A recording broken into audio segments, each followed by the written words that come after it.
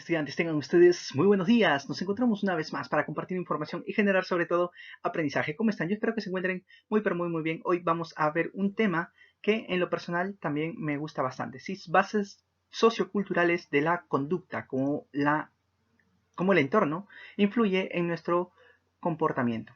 Así que sin más dilatación del tiempo, vamos a por el tema. Bien, una pregunta por la que nosotros podemos o deberíamos iniciar es determinando pues quién soy yo, ¿no? Tratando de preguntar, cuestionarnos esta, bueno, ya clásica pregunta, ¿no? Desde la época griega, ¿no? ¿Quién soy yo? Conocernos a nosotros mismos, ¿no?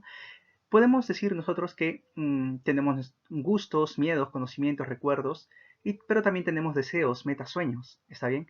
En todo caso, somos nuestro pasado, aquellos gustos que hemos determinado, aquellos miedos que hemos conocido, aquellos conocimientos que cargamos en la actualidad, aquellas habilidades que hemos desarrollado y que vamos a convertirlos en capacidad y luego en competencias, y todas las circunstancias que hemos nosotros vivido que se manifiestan ahora como recuerdos. Ahora, también nosotros somos parte del futuro, ¿está bien? ¿Por qué? Porque tenemos deseos, metas, sueños, ¿no? Que van a ser un sustento, una motivación, una forma de que sea constante alguna conducta, ¿no? Que nos va a direccionar en determinado comportamiento. Y todo eso, ¿no? Pasado y futuro manifestado en este presente. Bien, entonces, pero no es el único aspecto a considerar, ¿no? El aspecto interno, el aspecto subjetivo, aquello que pensamos que somos acerca de nosotros mismos, sino que también debemos estar al pendiente de cómo nosotros nos manifestamos ante el resto. ¿Está bien? Somos amigos, somos los que realizamos, aquellos cómo nos expresamos, cómo nos relacionamos en nuestro entorno familiar y en algunas circunstancias especiales, ¿no? Como es mi caso, por ejemplo, como docente.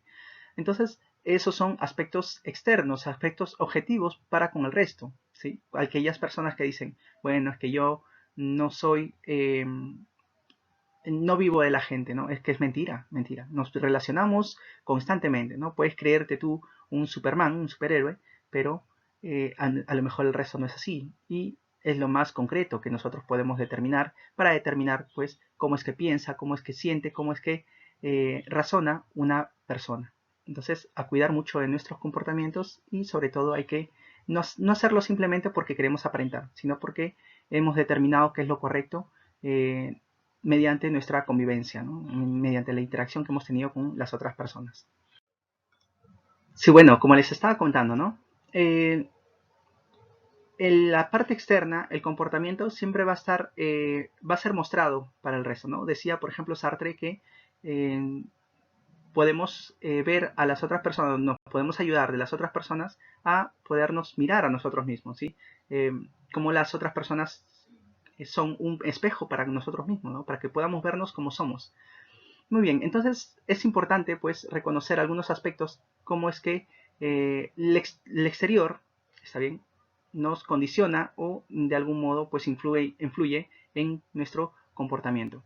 Así que podemos nosotros iniciar esta parte haciendo una discriminación, haciendo una restricción, limitación de los términos que, por ejemplo, son sociedad, socialización y grupo social. Vamos a hacer un ejercicio que nos va a ayudar pues a hablar de manera apropiada, con propiedad, mejor dicho, ¿sí? Muy bien, vamos a ver que la sociedad es un sistema o conjunto de relaciones que se establecen entre individuos y grupos con la finalidad de construir un cierto tipo de conectividad. Bien, de hecho, esto es lo característico de la sociedad, ¿sí? Que van a, bueno, compartir una meta en general, ¿no? Nos reunimos con las otras personas, pues, porque hay algún tipo de ayuda que nosotros deseamos hacer o en todo caso satisfacer algún tipo de necesidad. Y eso es lo que es la sociedad, ¿no? A entablar relaciones con otras personas, pues para poder concretar un fin, está bien, que tenemos como colectividad, como grupo. Y esa interacción, pues, es aquello que nosotros llamamos sociedad. Bien, la socialización. Vamos a ver las características, las clases, agentes, factores y manifestaciones de la socialización. Eso lo vamos a ver en la siguiente diapositiva. Grupo social también vamos a ver tipos de grupos formales e informales y las clases de líderes que encontramos nosotros cuando interactuamos con las otras personas. Bien, les voy a hablar acerca de lo que les estaba comentando hace un rato, ¿no? Las características, la clase de socialización, las clases, los agentes, los factores y las manifestaciones de la socialización. Vamos a ver rápidamente las características. Va a decir que la socialización va a ser individualizadora. ¿Por qué? Porque de algún modo vamos a tener una formación que va a ser única. Si la interacción que vamos a tener con los otros van a estar condicionados pues, por una circunstancia que no se va a volver a repetir, puesto que ocupamos simplemente nosotros un lugar en el espacio-tiempo, ¿no? Entonces, no se va a volver a repetir ese tiempo en ese mismo espacio. Entonces, todas las experiencias que nosotros tenemos va a diferir de otras personas y es por eso que eso nos va a dotar de un carácter único, ¿no? Universal, bueno, en todas las culturas, pues a lo largo, nosotros analizamos la historia, pues vamos a ver que ha habido interacciones entre las personas, pues que buscan un fin en común. Entonces ha habido socialización, ¿no? Por eso se dicen todas, donde hay seres humanos, pues ha habido socialización. Dinámica, bueno, claro que sí, porque de acuerdo a cómo se relacionan las diferentes personas y el contexto, cómo influye, pues van a generar algún tipo de comportamiento particular y van a formar pues algún tipo de socialización en especial también, ¿no? Diferenciado, característico. Decimos que es constante pues porque a lo largo de toda la existencia del hombre pues ha habido esta interacción, ha habido socialización y ha habido formas de organizarse, ha habido formas de plantearse responsabilidades y eso pues hay un común, eso es parte del común de las sociedades que se han generado durante toda la historia del ser humano. Homogeneizadora, claro que sí, ¿no? Vamos a encontrar algunos rasgos comunes de acuerdo a quienes, a cómo nos interactuamos con el resto, ¿está bien? Esto puede ser un poquito contradictorio, lo individualizadora, ¿sí? La característica en el aspecto que nos individualiza y otro en lo que es homogeneiza, ¿no? Habíamos dicho que tenemos cada persona pues una experiencia particular, una visión, una perspectiva particular de la vida por la forma en que en que hemos experimentado pues eh, esas circunstancias, pero homogeneizadora también porque va a haber conocimientos, va a haber creencias, va a haber elementos que vamos nosotros a tener en común tanto con las personas que socializamos, ¿no? Por ejemplo, el lenguaje, tenemos, por ejemplo, los mismos desarrollos científicos que se van a ir pasando de generación en generación, ¿no? Por eso es homogeneizadora. Bien, vamos por las clases de socialización. Vamos a ver que hay una socialización primaria, secundaria y una resocialización.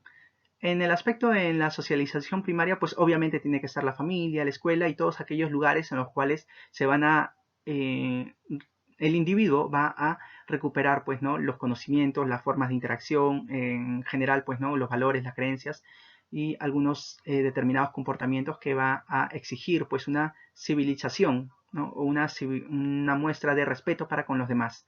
Entonces, esos lugares van a ser la socialización primaria. La socialización secundaria es donde nosotros vamos a continuar aprendiendo, obviamente, ¿sí? Las diversidades de escenario que nos presentan las interacciones con las demás personas, pero también vamos nosotros a demostrar esos conocimientos adquiridos durante la socialización primaria. Estos lugares pues, puede ser la universidad, pueden ser los centros de trabajo y en general pues, ¿no? la sociedad. Bien, la resocialización es aquella se dice que hay una resocialización cuando pues, un individuo ingresa a una cultura, a una sociedad que difiere mucho de o difiere en algo en todo caso, de cómo él había sido eh, educado o había recibido pues la información en su socialización primaria, ¿no? Por ejemplo, vemos en la imagen a un niño que es venezolano y que él ha adquirido en su etapa primaria pues algunos conocimientos y ahora está ingresando pues a una sociedad que es distinta. Entonces ahí hay una resocialización, ¿no? Una forma nueva de poder interactuar con las otras personas. Vamos a ver algunos agentes de socialización, por ejemplo, la familia, indudablemente tiene que estar como primer agente de socialización, puesto que es aquellas personas con quienes va a interactuar de manera primaria y va a recuperar y va a ser fuente de imitación. ¿Está bien? Van a ser sus primeros ejemplos, así que es allí donde va a darse, pues, ¿no? Decimos que la sociedad, la familia es el núcleo de la sociedad. Ahora, hay varios tipos de familias, ¿no? Familias, por ejemplo, parental, eh, donde tenemos pues la mamá, el papá y los hijos, ¿no? Tenemos también la monoparental, tenemos o bien la mamá o bien el papá y los hijos, ¿no? La integración de los hijos. Una familia reconstruida, por ejemplo, tenemos la mamá cuyo va a querer nuevamente formar va a obtener una pareja, entonces va a conocer a otra persona y bueno, eh, vamos a tener, por ejemplo, la mamá, el papá y el padrastro y los hijos, ¿no? Es una familia, tipo de familia reconstruida y luego tenemos la extensa, que bueno, es la composición de los padres, papá, mamá, los hijos y además hay otros familiares, pueden ser los tíos, pueden ser los abuelos, etcétera, que van a aumentar la cantidad de una familia parental. Ahora, otro agente de socialización, pues tenemos la escuela, indudablemente el lugar donde se va a generar ese traspase de del conocimiento hacia las nuevas generaciones, tal como define pues Emil Durkheim a la educación, ¿no? Es aquel proceso por el cual pues una generación anterior dota de conocimientos a las futuras, ¿no? Para que puedan también ellos generar nuevos conocimientos. No solamente los conocimientos en el aspecto de información, sino que también pues va a dotar los principios de la sociedad, los valores y las creencias también, pues, ¿no? Bien, vamos a ver otro agente de socialización, son las comunidades, ¿no? De todos modos, la socialización, ya habíamos dicho que son interacciones que buscan un fin, pero las comunidades tienen un fin en específico.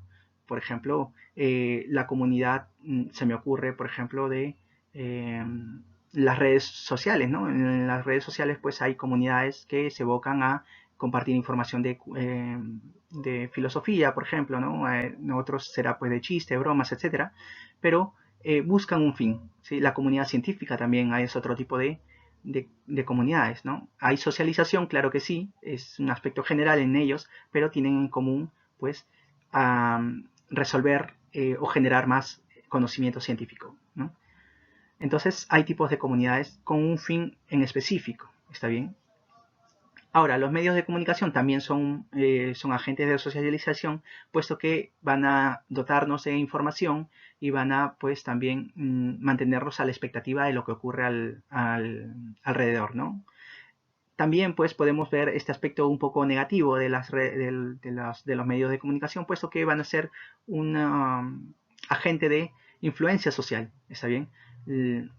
Tenemos pues los casos de que la prensa muchas veces va a mantener pues un discurso y ese discurso va a ser escuchado por los oyentes, ¿no? Por ejemplo, nosotros vemos la televisión por ejemplo, un canal está hablando de un presidente con determinado tono, entonces está manteniendo un discurso. Otro canal está hablando con otras palabras, con otros presentadores, pero está manteniendo el discurso, o sea, está aprobando o desaprobando acción o actitud del presidente. Entonces, ahí hay un bombardeo de información, de perspectiva, que va a influenciar también en la sociedad, ¿no? También va a crear pues una determinada opinión pública, ¿no? Además, en los noticieros, por ejemplo, yendo un poquito más a lo actual, se está realizando lo que es pues la propaganda. Entonces, aquel espacio en el que se creía pues objetivo, veraz, serio, pues ahora hay un espacio para poder hacer propaganda. Entonces, eso también influye bastante en las nuevas generaciones que ven también noticias, ¿no? En la imagen que tenemos, por ejemplo, vemos a una persona, una canillita que vende supuestamente varios diarios, varios periódicos, pero tienen una misma fuente, ¿no? Esa es la manipulación, la concentración de medios, que es muy peligroso porque simplemente nos dan una visión, una perspectiva de la sociedad, ¿no? Hay muchísima más manipulación que cuando una sola persona tiene pues muchos medios que pueden influenciar y que llegan a la mayoría de personas. Hay un monopolio. En fin, factores de la socialización. Pues tenemos, por ejemplo, la edad.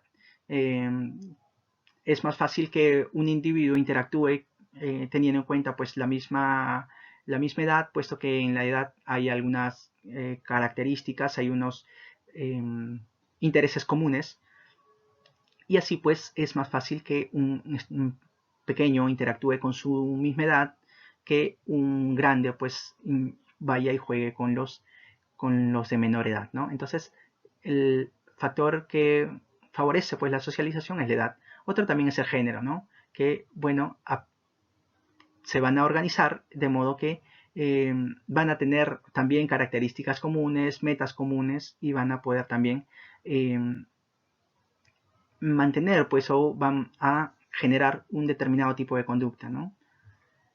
Bien, la cultura vamos a ver que también es un factor de socialización, puesto que al tener creencias comunes, al tener los mismos valores, pues es más fácil la interacción que a lo mejor interactuar con alguien que tiene una forma de representar el mundo de otra manera, ¿no? Entonces, la cultura es un factor de socialización. A ver, manifestaciones de la socialización. Bueno, tenemos, por ejemplo, el lenguaje, que hace posible la transmisión y la recopilación también, ¿no? de la información.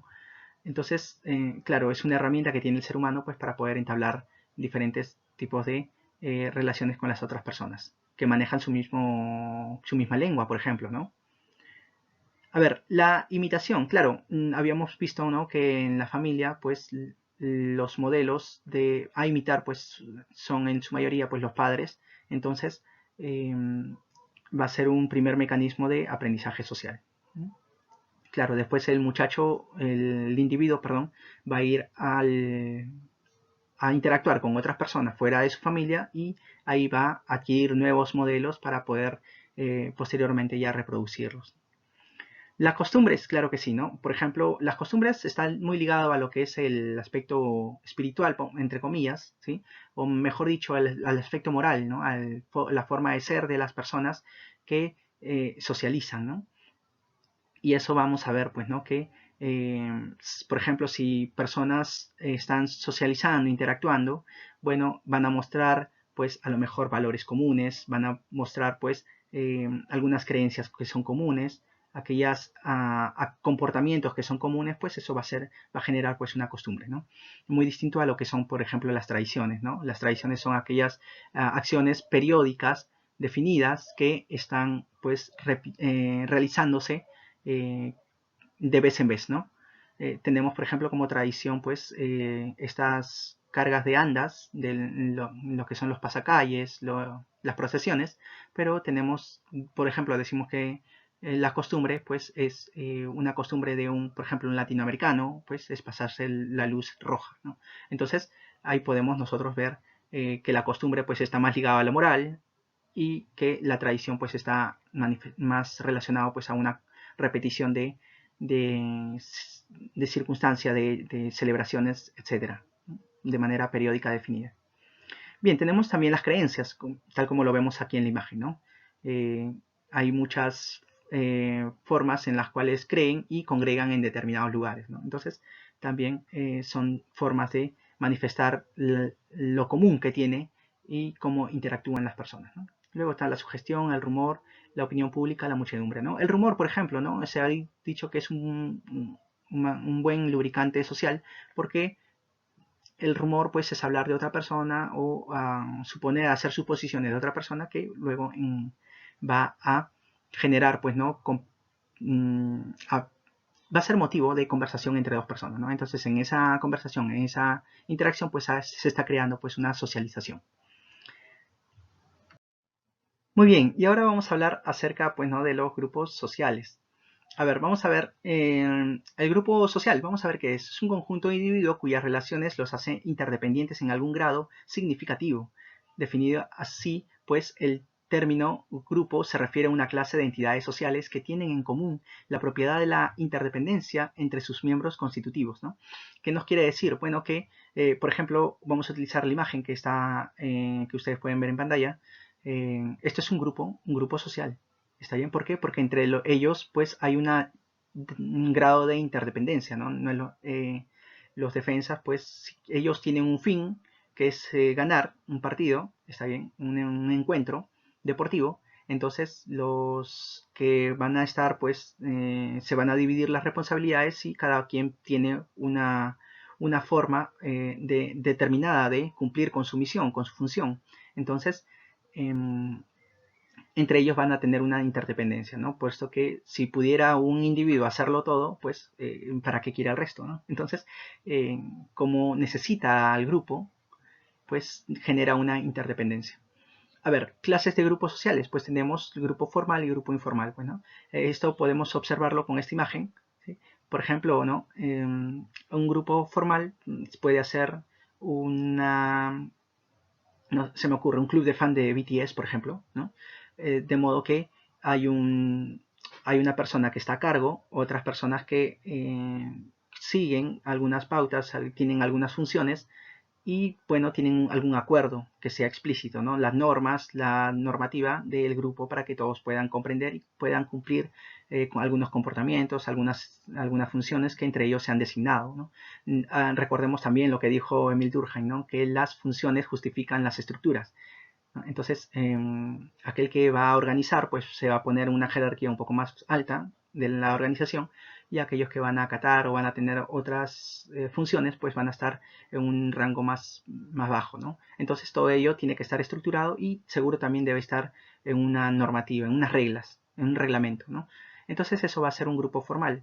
Ahora, un grupo informal es, venga, me gusta, por ejemplo, el fútbol, no sé si me ocurre ahora que estoy mirando esto, eh, nos encontramos, jugamos al fútbol, ¿sí? Y seguramente otro día o en otro momento pues vamos a jugar con otros tipos de personas. Entonces se genera pues de manera espontánea, ¿no? Vemos acá una comunidad que eh, les gusta un anime, entonces ellos van a interactuar de manera que van a regirse solamente por eso, ¿no? Un grupo social también es aquellas personas que se encuentran, por ejemplo, en una esquina, ¿está bien?